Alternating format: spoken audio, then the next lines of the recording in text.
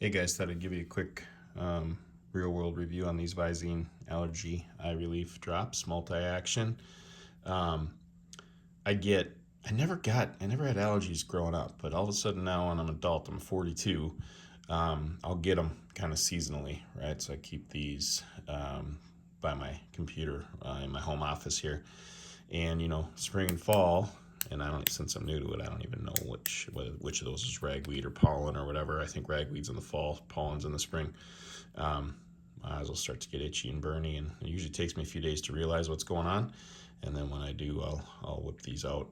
Um, the cap is firmer than what I would. It's got kind of a little bit of a child safety to it, where you got to push down and twist to get it off. And then obviously, anybody's used eye drops, drop a couple drops in each eye, and away you go. I'd say they last probably 3 to 4 hours before you need another one in the thick of things.